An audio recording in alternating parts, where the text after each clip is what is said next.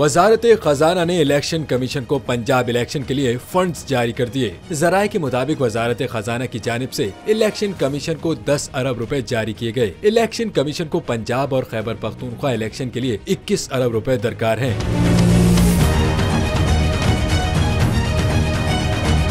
Election commission Punjab में इंतखाबात के मौके पर 10 अरब रुपए इंतखाबी अखराजात की मद में खर्च करेगा। जराये का कहना है कि खैबर पख्तूनख्वा और आम इंतखाब के लिए इंतखाबी शेड्यूल जारी होने के बाद रकम जारी की जाएगी। याद रहे कि सुप्रीम कोर्ट ने 14 मई को पंजाब में इंतखाबात कराने का हुक्म दिया हुआ है।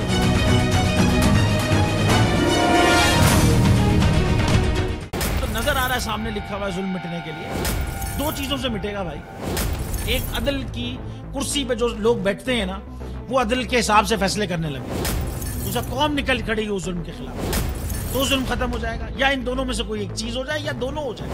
अगर 420 का मुकदमा था, उस वक्त अदलिया में जो लोग बैठे हुए केस देख रहे थे, वो पूछते ना यार चीट हुआ कौन है। जब उनको दिखता कोई चीट नहीं हुआ, केस खत्म कर देते। तो जालिम जुल्म कर ही नहीं पाता। 9 जजेस ने नोट बिफोर किया मेरे केस को यार, 1.5 साल चला। शख्सी जमानत का केस, सेम केस इस्लामाबाद में कर दिया। एक ही इल्जाम पे 2 केस हो नहीं सकते भाई। मतलब 60 दिन का वक्त होता है। 102 दिन के बाद मैं जीत गया, केस बरी हो गया। 102 दिन के बाद अपील फाइल की, एक्सेप्ट कर ली। नहीं करते ना एक्सेप्ट, खत्म हो जाता ना जुल्म यार। भरी अदालत में मुझे बरी कर दिया, फिर पता नहीं क्या हुआ, 2.5 घंटे बाद का नोट बिफोर।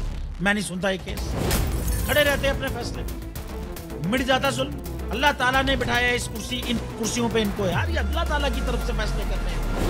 तो या तो ये फैसले आएंगे, जुल्म मिट जाएगा, या कौम खड़ी हो जाएगी जुल्म के खिलाफ।